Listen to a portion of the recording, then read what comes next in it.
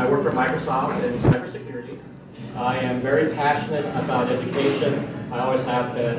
Ever since college, I've always volunteered to help out students in many different fashions and forms. One of the roles I play within Microsoft is I do outreach for STEM to schools that need additional STEM resources.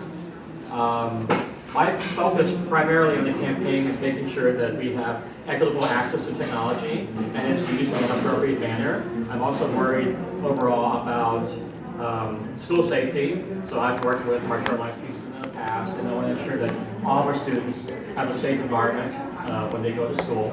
And that does include making sure that we provide the appropriate resources for counseling, for students who are going through bullying or any other issues, right? Guidance counselors, all that. And also transparency within the board itself. I believe that every elected employee should be answerable to their constituents, right? Which is all of you. And so I want to make sure that I'm very available to everybody. I'm running for a position that's not just for Democrats or Republicans, it's for everybody. So I want to hear from everybody, take their concerns into play, and then pick policies that will help the students succeed. So, thank you. I'm Dona Murphey. I am running for position 5 on the Pearland ISD School Board. I am a parent in the district. I'm a neurologist professionally, and I am a community organizer, so I've done a lot of work with youth organizing in particular. And I am running primarily because I am very concerned about how we handle or not handle mental health resources and counseling services in our district. In particular, I think the failures that we've seen in the loss of student life through youth suicide and teen suicide. We have a national phenomenon, actually, of increased depression and anxiety among teenagers for the past 15 years.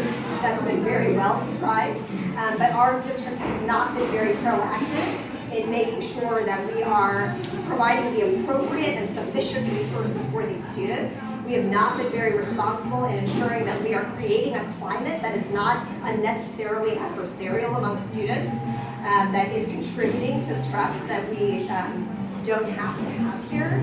And I will say that some of these suicide attempts were definitely speaking to that climate here. And so that's very important to me as a physician. As a neurologist, I've worked historically with a lot of patients who have also mental health issues. All of that lives in our brains. So often if you have an organic disease in the brain, you may have also anxiety, depression. So I'm very familiar with that. And I think that it's important that we look at children, students, in a holistic way, and we look at public education as something that provides education not just in the academic realm, but also in terms of social and emotional learning and development. So this whole child model that's been pushed by the Center for Disease Control for many years, it's not something that we've actively adopted in our community, and I think that would be really great to adopt. Our school district in general is very bad at adopting best practices that we see happening nationally or even in neighboring school districts. And that's something that's very easy. Somebody has already invented that wheel. So I would like to see us do that. Student engagement is really important to me. I talk to a lot of students in the district who feel like their voices are not heard. I think that even as early as middle school, there are a lot of students who have really important insights to offer in terms of the policy that's being implemented that very intimately affects their lives. So I think it's important that we reach out to those students, and especially in high school. I mean, they are really brilliant, these kids, and they live this. They live the policy, so they're the most appropriate people to go to at some level to inquire, like, is this right, what we're doing? Is this working for you? So those are big issues for me, and thank you guys so much for coming out. We hope to grow the number of people who know about us and who are actively working with us to make sure that My name is Alfred Lloyd. I'm running for position number 7. Now, I'm not a newcomer to school boards. I'm not a newcomer to education. I've been in education for 25 years now. I've worked as an automotive instructor. I've worked as an assistant principal, coordinator, currently serving as an assistant principal of Bel Air High School, the same school I graduated from. So a little bit about that. What does working at the same school you graduated from, what does that really mean? And how did I come from? How did I overcome that? I was actually zoned to Yates High School. So I grew up in the 70s, so Yates High School was actually a school that in Bel Air, they were doing desegregation. So normally you would think that a school board would say, hey, state law says desegregate your schools. So what does that mean? That means allow children to come to your school without any barriers, okay?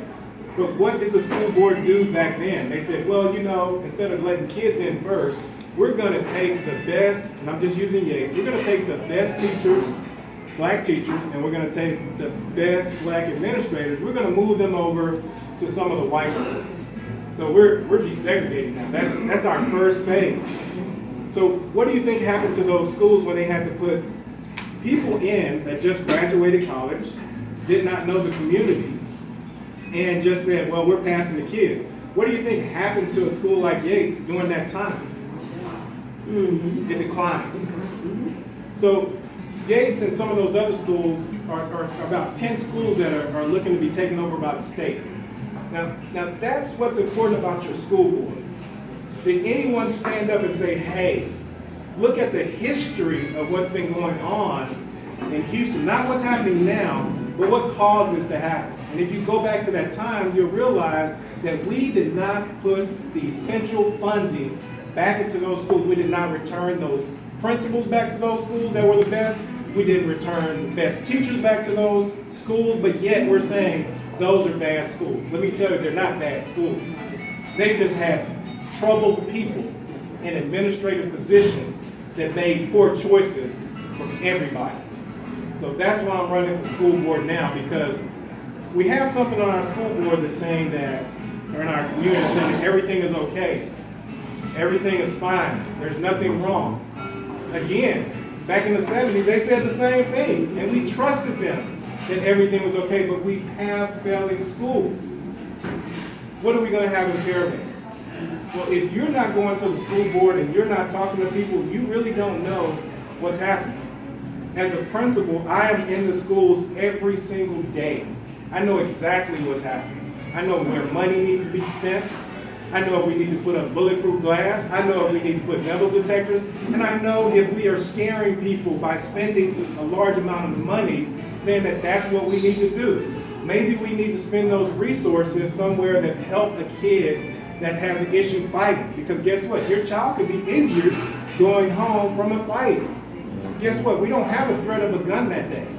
Okay, we may have gang violence where we need to put money into, but we don't have a threat of a gun that day coming in. So we need to have sensible control of our money and where we spend it. Too much stress on kids with homework, stressing them out on where they're to go. And where does that stress come from? I'll tell you where a lot of the stress comes from, and not a lot of people are not going to like it. Sometimes people hire their friends that are not qualified for the job. Okay, and when you have a person that may be able to get the job, but not qualified for the job, this high-achieving kid is now in your classroom and being dumbed down. And when they go home, they do the work and bring it back to the teacher. The teacher says, well, I can't grade your work that way because you didn't do it like I said do it. And at the end of the day, but they got the same result. So we're punishing kids for coming up with ways in their intellect of achievement because the underachieving person that got the job through a friend really doesn't deserve the job to be a teacher there. So my job as a school board member is to work with the superintendent to make sure that we develop those teachers. Even if they got in there, we don't have to fire them. We need to develop them to be the high qualifying teachers that we need them to be and coach them into being that. And in closure, I'd like to say, I do this 24 hours a day. I help multiple schools. I help Pearland ISD whenever they call me. I help them with their walkout, with plans on how to design the walkout, how to make sure that we don't hurt kids while they're expressing themselves.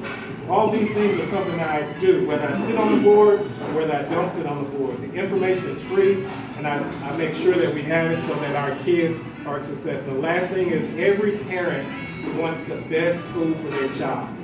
Why can't we start with this slate right here? You have someone that's in IT specialist, physician, and a certified principal. All of us are certified, all of us are qualified, all of us are the best for the job. Thank you for your time. About this. I think it's disrespectful to think about voters as very to just look at one aspect of the identity of a voter and to assume they're going to vote a certain way because they are a certain kind of person. I think that's very disrespectful. I think it's important to think about ultimately like how these issues come to bear on the health of our students, and ultimately that means the health of our schools and the health of our communities. This is a nonpartisan election. I know that most of the people in here, I know kind of where we fall politically, but ultimately this is what is. You can write letters, you can file a lawsuit, you can do whatever you want to do, but those people are appointed by the superintendent, and it's going to fall on deaf ears. So, Go ahead. I'm going to add one quick point to that. So Dr. Kelly, who's the superintendent of the district, and his staff, pushed for Pearland to become a district of innovation. And it sounds very good, district of innovation, that sounds amazing. But what that actually is it removes the requirement to hire certified teachers and administrators in the districts in an attempt to increase results. So I don't know about you, but if I went to a doctor, I want to make sure that doctor is certified by the board, right? If I go to a lawyer, I want to make sure they're board certified, right? If I talk to somebody in IT, I want to make sure they have the credentials they need to do the job, right? So why would we put our children under teachers who are not certified, right? And so there's a lot of back and forth on that stuff. But that really is just an attempt to remove the barriers to put certified people, qualified people, first and foremost in the schools, right? And to allow this kind of buddy system that I was talking about to occur. So I have a real concern with that as well. In Pearland ISD, to speak specifically to your question about representation, like whether the teachers are actually representative, at least racially, of our, like reflective of our population of students. The African American teachers are close. I think it's like 12% versus 15%. So teacher to student, I believe it's something like that, but they're close. Asian American teachers, there are like hardly any of them in the district. And there are some Latino teachers, but there is a disparity there as well, like a pretty profound disparity. And I agree with you. I think that the evidence is pretty compelling that when you have teachers who look like the students, that the students are actually more receptive to them, and they actually do better in terms of outcomes, learning outcomes for them, right? So I think that is important. Now it's a trickier question, like how do you actually accomplish that, right? And that's, again, those are the kinds of questions I think we should be asking at the very least. If we're asking the questions, then we can engage each other and engage the community at large on how we actually get to that, right? So, yeah, we're not even asking the questions right now. And as you move up in the administrative level, so once you move up, and everything from your assistant principals, your coordinators, all the way to your chiefs, the staff, you ask yourself, well, what's their background? And it gets very, very close to 1% of what they look like. But again, even if I was on that, if I was part of their chief of staff, what could I bring to the table? Well, definitely, just like I gave you an example of what happened to minority schools from 1970, I have an outlook on what can happen not only just to schools now, they're kind of equal, but there are certain subgroup of populations that come in that you can be proactive for, that you can have programs for, that you can look out for, so that 5 years down the road, you're not having a high dropout rate, because right now you're not thinking of it. You won't have a gang problem, because right now we're not thinking of gangs in Pearland, whereas I'm talking to gang task force constantly, every day, just getting what's new, or getting buzzed in, hey, did you see this on the news last night? Well, we have several of those students who know that guy that's at your school. So we have eyes. So there's a communication block that you have from coming from the top all the way down to your schools. It's not you're always just waiting on somebody to say, oh, that happened at your school, but what are we gonna do? You have people that are already in there that are very proactive with the experience that have worked there. When you have people who only work in Pearland, they really haven't had in the upper level that are making decisions.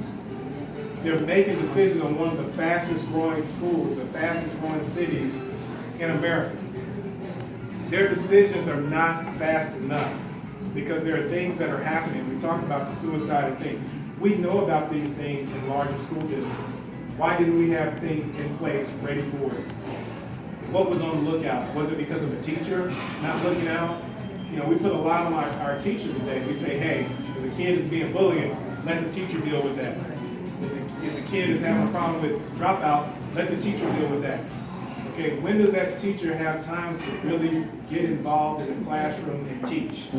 We make them so many different police officers that they're not actually teaching, and we're ignoring the fact that we can hire specialists in to help the kids with bullying. We can hire specialists in to help them with the suicide rate. But we always, from the top, want to blame, well, it must be the teacher's fault. Right. So it's just bringing you a different perspective from an educator. I've been there. I know what they need, but what about our board? Have they mentioned any of these things to you? Have you ever heard anything like this? No, because they feel like everything is good and we have good schools. Well, I'm telling you, I can move to good schools to great schools. All it takes for you is to join our team and vote for us. So I have a question about how you prevent like innovative or new teaching techniques from actually hurting kids, because we have a scenario in our school, which is Dawson, in that in pre-AP chemistry, right, we have this teacher who, one of his classes, they're teaching it a completely different way to try and see if students succeed better in that, and they're like testing it out or whatever, right? But this scenario is wrong in many reasons, because first of all, this teacher is a coach, and from the kids who I talk to, my classmates, they're like, yeah, he does not know chemistry. He's like, he figures it out after class is over and then no one knows what's going on. And then these kids are also subject to different benchmarks.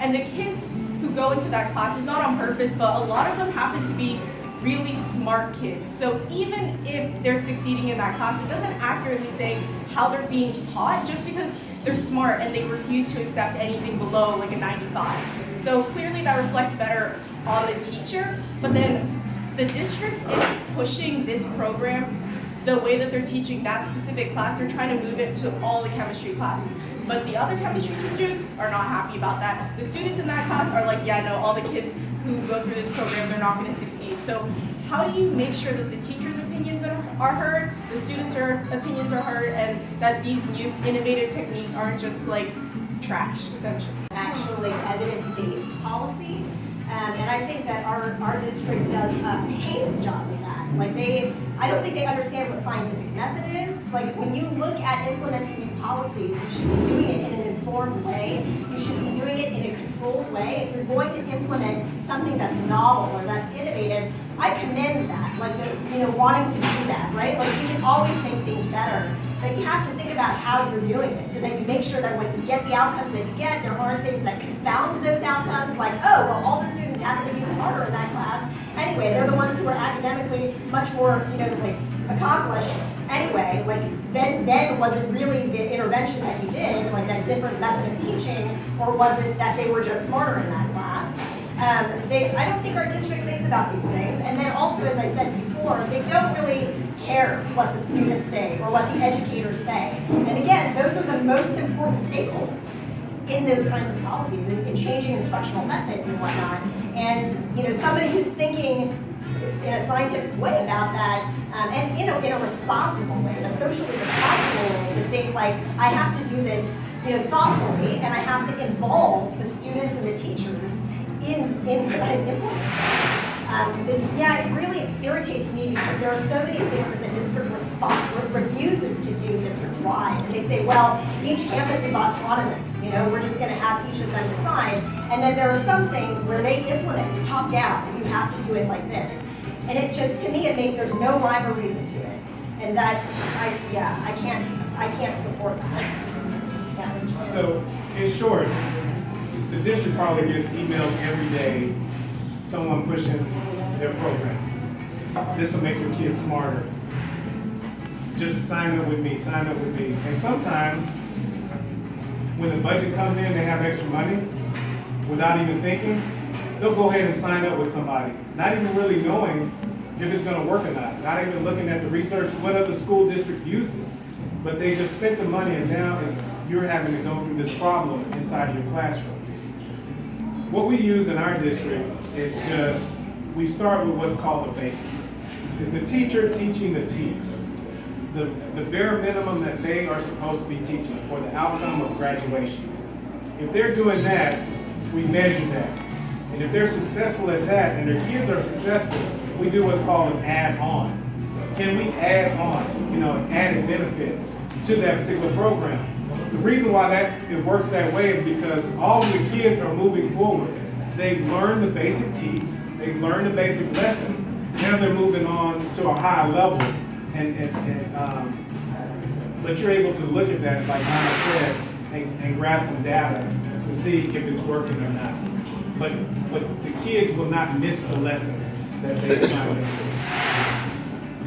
It also goes back to that district of innovation thing, where they're not hiring qualified teachers for the positions they should be in, right? So yes, we need to have administrators who support the core curriculum requirements, but being part of the district of innovation means that we don't even have to follow necessarily the TEKS standards if we think that we can do something to increase results, right? Not based on actual evidence-based research. Does the board have any influence or control over that at all? Over that idea? Say we're going to let this one teacher teach this one section.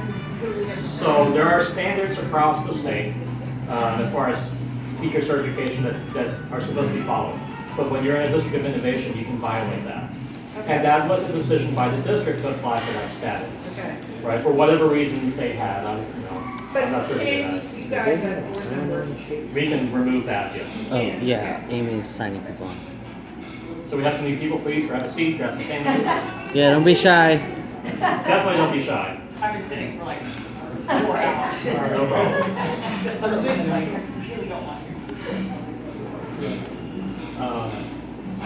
So, A lot, sometimes in a particular class, we have smart kids, right? And they decide, well, must be the best class, so we're gonna make all the rest of them that way. I think I've seen that happen at the district level too, because you're gonna see the opponents for all three of these guys are gonna say, our district is best test scores. Therefore, our board must be the best board. So I just like to hear what you guys have to say so about I'm going to jump on the test scores thing for a minute, right? The test scores that we're measuring against is a STAR test. The STAR test has no scientific evidence based that increases student results in college or in their career field, right? It's not used diagnostically at all. So the STAR test is very arbitrary. It's held to arbitrary standards. And in addition to that, it actually is not administered in the appropriate amount of time, right? So they have never been able to do the STAR test in what the state mandates. Like very highly correlated with the income of the parents. So in a district that's 70% not economically disadvantaged, we're all gonna do well. It doesn't really matter what the board decides, right? Not all of us, but 70% will do well on that STAR test. Does that mean that we're all prepared to be responsible citizens as we go out into the world? Does that mean all of the students are going to be able to find validating work when they go out into the real world? Nope. Are all the other metrics of social A student until they graduate. The job is done. So again, like you guys said, once they get all these test scores and accolades and things like that, and they get their diploma, then what? It's about what that teacher does with your student on a daily basis. The best thing in life that you can do for a child is hire the best teacher and make sure you have the best teachers in those classrooms, because they will make a difference in that child's life. They spend 8 hours a day with those kids. When they come home, I might, in the evening time, spend 4 hours, in traffic coming back. I might get a good 4 hours with my kid. I want to make sure we have the best teachers, best administrators at the schools. We talk about school, we talk about making it smarter and smarter. When we talk About teaching and the test, right? And this all ties into what you're talking about. We have been so focused as a district in satisfying core TA rules and requirements that are very arbitrary that we have removed the ability in regular schools to have shop class, to have WOMEC, to have the health classes that we used to take, right? So we've removed all these opportunities from students to get experience where they already are and then maybe move into that trade high school. right? Because we're trying to meet these arbitrary test requirements that don't actually prepare students for the real world, right? So let me ask the students who are in here. Have you been taught how to open a bank account, balance a checkbook, change your own oil? Have you been told, okay, this is how you register to vote? Oh, taxes. No one knows how to do taxes. Well, I'm an adult, nobody knows how to do taxes. That's a whole separate story. I did until this year. Right. Yeah, I did until this year and then, anyway.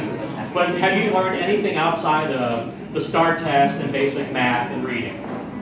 No, right? So we're failing our students. We're good, but we're not great. We're not even really that good if we're not teaching these basic things, right? And I'll go ahead and let Al jump in here. And I only wanted to jump in because I'm passionate about, it's called career and technology. And I started off by telling you how I was on to Davis.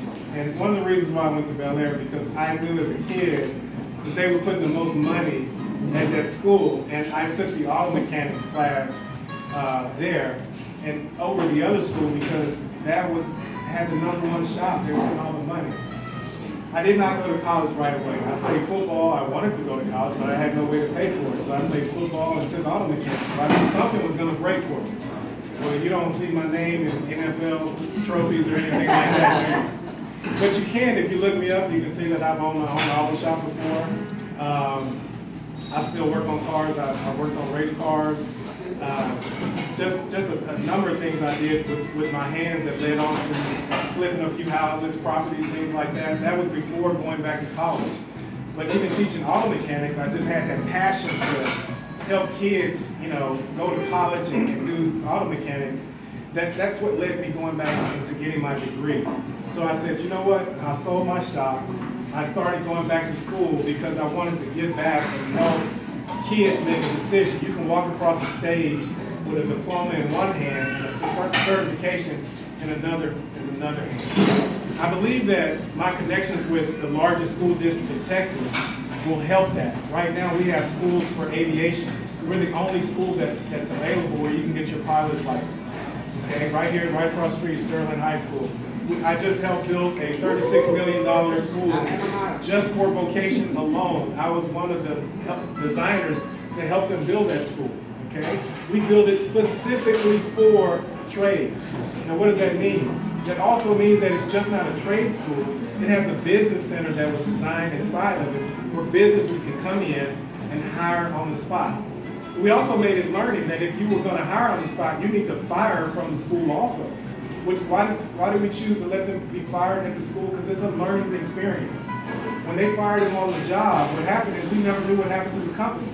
But when they brought him back to the business center, we had about 5 other kids lined up with a resume. And they were watching them get fired.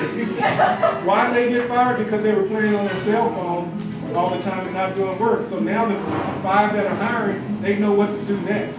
So keeping all this, it's not just building a trade school, but really putting a passion behind it so we will not fail the kids once they get that certification. Because these are real jobs that they'll hold. The other thing about, so our trade school, I thought it was wonderful. When Yes, they started that, it was a great idea. I've talked to many parents who've had their kids in that school, and what I hear repeatedly is that they're not very connected to where the kids go next. So if you're investing, public resources into a trade school, then you have to also educate those kids and also be, your counselors at that school have to understand where they're going next with that. Because they've done things like, push the vet tech program on kids who want to be veterinarians. You know what? That's not going to serve you at all to be a vet tech.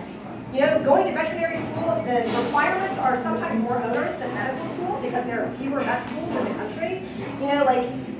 You often, I'm not sure about this, but often those applicants are coming from 4-year universities, right? So you get a vet tech certification as a high school student.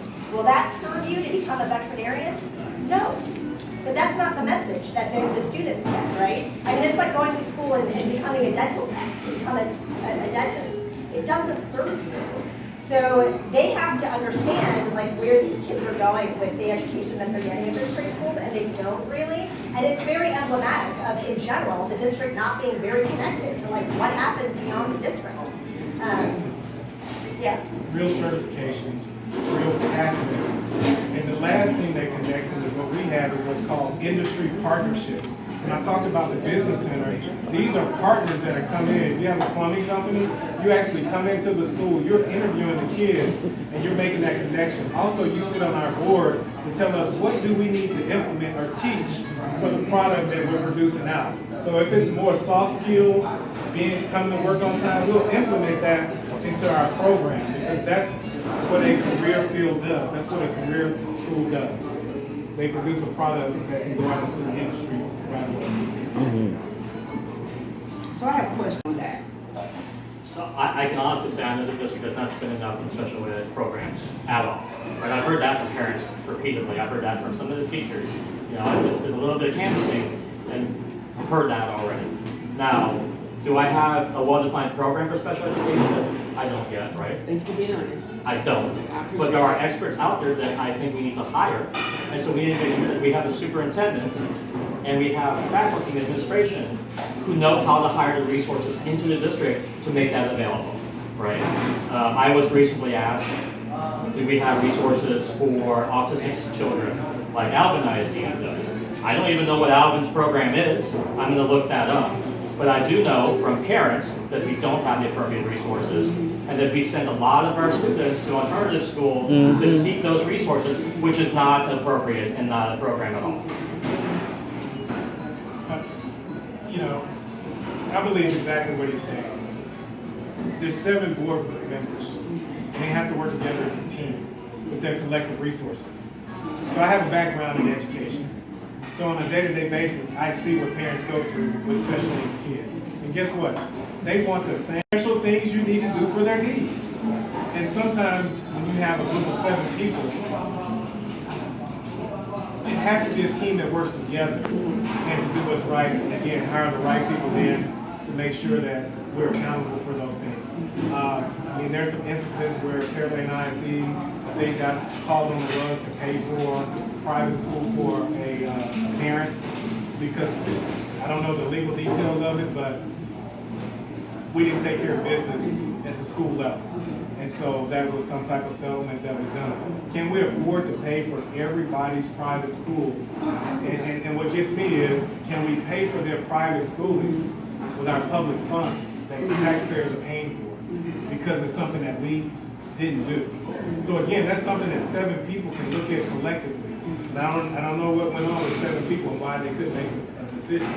But with 7 of us, we should be able to make a decision together on what's best for kids. I want to reaffirm. I wanted to say, so 8% of our students in the district are classified as special needs students. And that, of course, I'm sure, as you're aware, runs the spectrum. Like, what does that special needs student look like, right? What was a great concern to me is that, and this is true across the board in our district, is that we are very punitive in our district.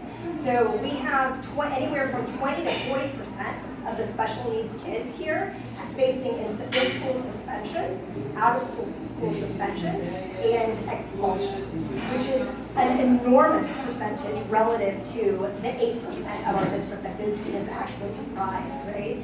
And I think that this is probably, lack of education and gross misunderstanding of like the behavioral needs of special needs students, I think that is a huge problem that we have to address, and we should be addressing that proactively, understanding like this is how we have been treating these students, right? And this is the other thing that I find very problematic is that our district doesn't take special interest in that, in addressing that proactively. This is data that actually comes from the federal government, who does take an interest in it because they see disparities in punishment across, different categories, racial categories, if you're special needs.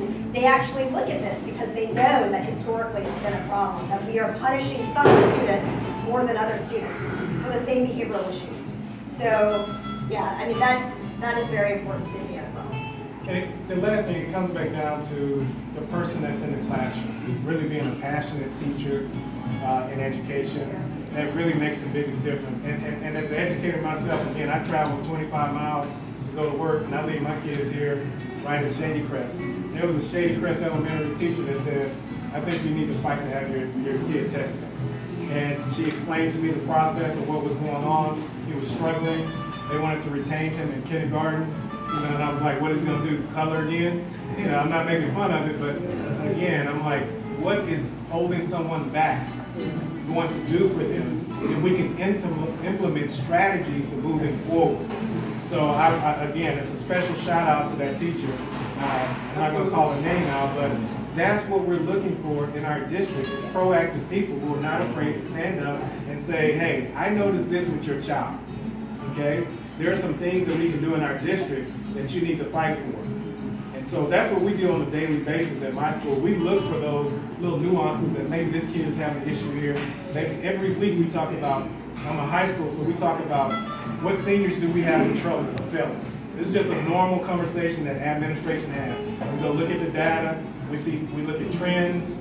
And so again, it comes down to the people that are employed by your district that cares for your precious child.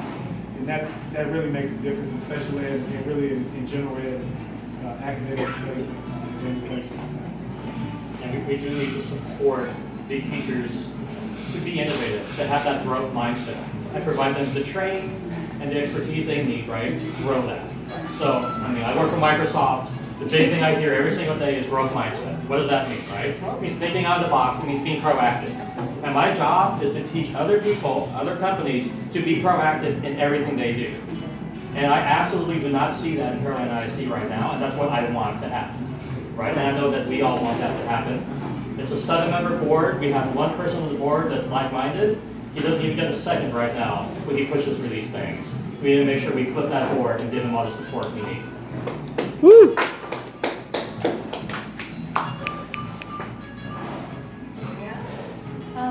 I have a question. In actual special ed classes, there are a lot of people in advanced classes who are like so brilliant that they can't contain themselves in advanced classes. And you know, these teachers, they spend a lot of effort teaching and they have a lot on their plate, so they can't always accommodate, or they don't always recognize signs and treat them properly. So how do we make sure that teachers are able to do this without putting more pressure on them and without making these kids feel isolated and uncomfortable or like they don't belong in an advanced program?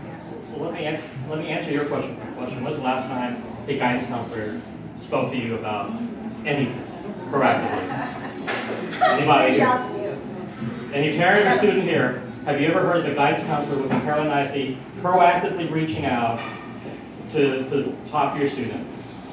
To do any diagnostic testing? Actually, it was like a funny story. They had a survey they sent out, but it didn't even work on the school Wi-Fi, so there was that. No. That goes back to technology and education and all the rest of it. So what we need to do is we need to support programs and guidance counselors in the district and get them to be proactive about, you know, reaching out to students, figuring out what's going on, doing those diagnostic tests.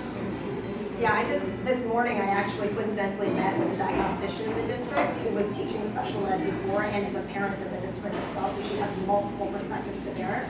And she mentioned that, you know, when she was teaching in a neighboring ISD, and that they actually had specialists at the district level within special ed. Here we have one person who is responsible for all the high schools, one person who's responsible for all of the middle schools, and one person responsible for all of the elementary schools. And I think services, maybe not do things proactive out, you know, it's good enough.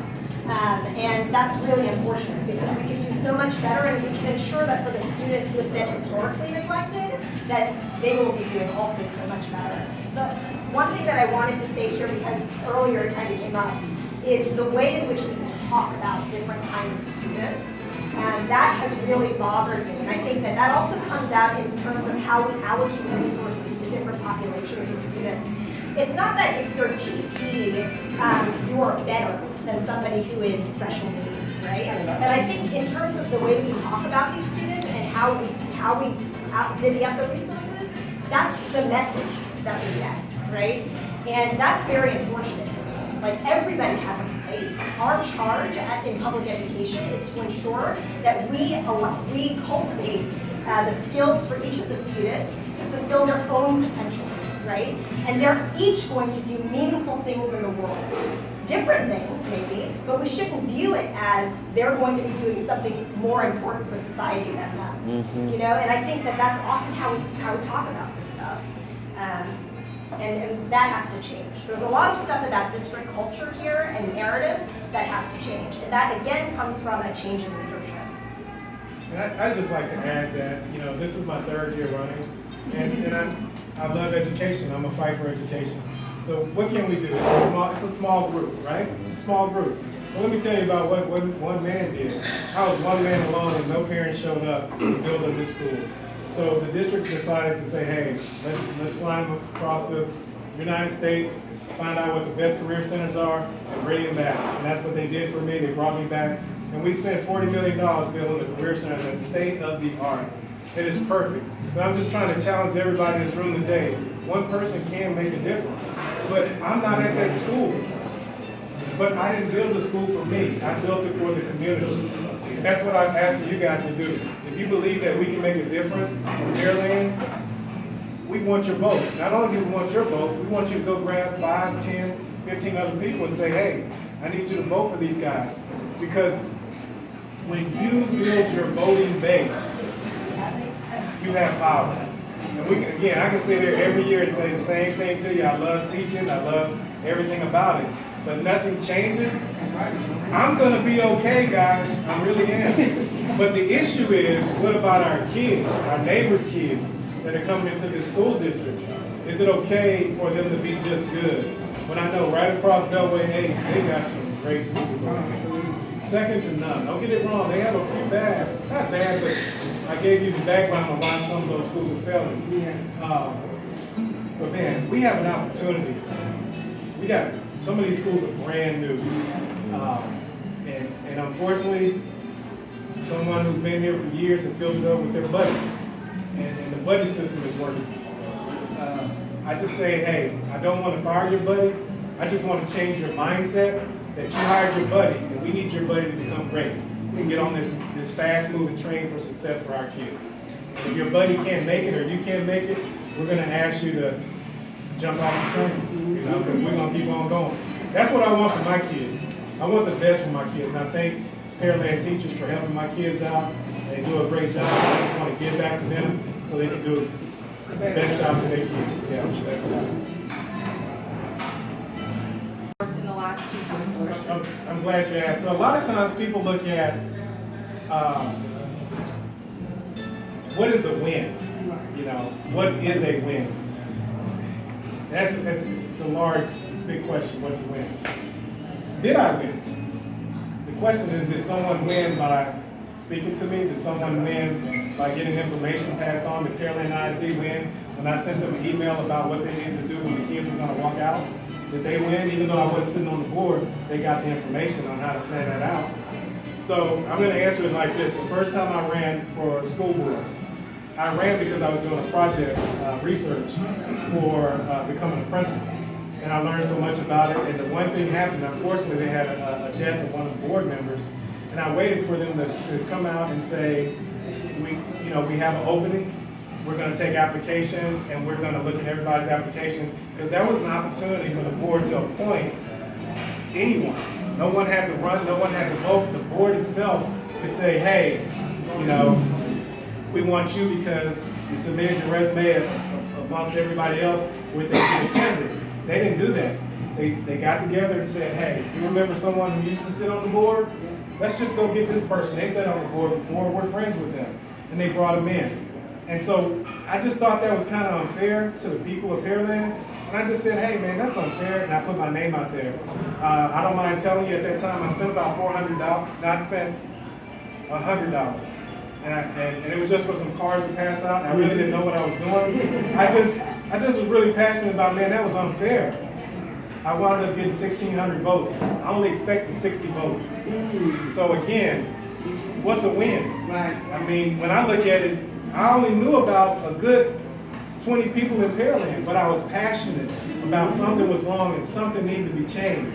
So the challenge is I'm running the third time, and it's not true. What are you doing third time? You know what I mean? That's what I'm saying. If you see me here a third time, and each time I'm increasing my votes, Yes, I just have to ask, what are you doing and what are you doing for me to win?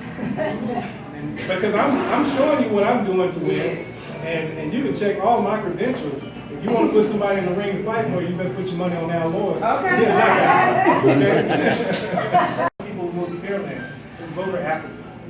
I got a nice house, I got a nice job, and I don't have to fight. There's 10 schools that may be taken, especially if they came from Houston, there's 10 schools that may be taken up by the state. So I don't have to fight that anymore. So now I'm live over here, everybody's kind of like-minded. I'm not gonna go and lay and vote for anybody, because it seems like everything's been working fine. And that's really what we're up against. But there are people here that have been voters for years, and they're gonna vote for the same person at the same time. So if it's 5,000 votes out there, that 5,000 is not gonna vote for me, because they've always been voting for the same person. Why should they change? Even though I'm an assistant principal. Even though I'm certified by the state of Texas, even though I know what and the other person is not. You know, so I'm not trying to say that I'm not gonna say anything there, but that's their vote. Again, I thought I was gonna get 40 votes. Each year I got more votes and more votes, so it's up to us increasing the amount of voters to make a difference. So if I had 5,000 voters here and 4,999 and I lost, then I can tell you, man, I did something wrong. You know, I could have got that one extra vote. But we need to increase the voters. And then we can have that conversation of what can you do next week? I'd like to commend all three of you. I think you're doing the right thing. All three of you getting together. My kids are grown and gone. Apathy, I don't care. But now I do. I'm sitting here listening to y'all, and the little voice system has got to go, and I'm turned on. How many votes is it going to take to win? Have y'all researched it? Let's say 6,000. Yeah. Okay. 6,000 votes. Yep. So you need to get 6,000 of your closest friends to come up with 1,000 votes. Well, all of us here Yeah. could get at least 10. Right. Let's increase that to 20. And so I really feel, given the situation, we have a great chance of winning, right? I think we have a path to victory. But regardless of the outcome, we're going to move that needle. We're pushing our platform, right? We're educating the public with what the real issues are. And as long as we're putting up the pressure, regardless of what happens, that school board's going to have to change what they're doing. They're sitting there saying everything's good, right? You know how you're doing something wrong? Because you don't have to change anything about it, right? You should always be growing, you should always be changing, you should always be pushing that needle. And we're going to make them do that, or we're going to do that for them. How many positions are there total? There are 7 total. 7, we got 3. Yeah. It's not a majority yet, but. Well, we've got one person on the board that's very like-minded, right? So that would be 4. So if all 3 of us get elected, we flip that board, and we can push to make Pearland true, Pearland ISD truly. And again, so even if the 3 of us get on there, we know our stuff. And so what I'm saying is, I'm on the board now, we're all on the board, we're not gonna fight. We're just gonna hold each other accountable. Exactly. So why can't this school get what it needs, and they submitted all the document and paper, and the other school always used to get it because they were a buddy system? And I need you to be accountable and tell me why we can't pass this. And if it's a buddy system, I'm gonna call you out to the community while we're on the board, why you're not doing this. We're just not gonna stand for it anymore. It's a board and it's a team. We can all get along, but we have to be professional about it. And I don't mind anybody holding me accountable. I work with 6 other administrators. Please hold me accountable. If I wake up in the morning, I can do what I want to do when I walk on campus, that's a dangerous person. Mm-hmm. Okay? And that's the same thing here. If these school board members can walk into the school board and do whatever they want to do and not be accountable, that's dangerous. Not only to them, it's dangerous to our community. Another thing that I think we should all consider a win is changing the narrative, right? So if we are very public about how, hopefully, to modify what they're doing, right? And you have to be careful about that, because during election time, they will claim that they will make certain changes to what they have been doing historically that will never come to pass if they get reelected. But it is true in a democracy that if you are talking about it and more voters are educated about it, it's in people's consciousness, right? And that's how change happens. So I think that that should be considered a win, is that people are talking about things. I do not follow any of our opponents, right, on social media or otherwise, because I refuse to allow my narrative to be defined by someone else. I define my narrative. However, other people will tell me, hey, did you know that so-and-so is saying this now because and you just recently posted something about that or said something about that? That is a win. That is a win because they weren't talking about that before. Absolutely. Right? Smarter because with my kids, I have 3 kids, and fairly universally, I felt like they've had teachers whose heart is in the right place. They have great teachers. They have teachers who love kids, and universally, I hear the message. One of my children came home and said, my math teacher says she really wants to cover more stuff, but she has 30 students in her class. And just to answer the question, she cannot get through the material that she wants to cover. And so I hear that constantly from all 3 kids. And so I think using resources more efficiently will keep, say, some of our schools that are 20% overcrowded, where our teachers that are great people are just overstressed and overwhelmed because they have so many students. Use that more efficiently, and that will improve education for everyone, including special needs and twice exceptional and high achievers and regular students and everyone, really.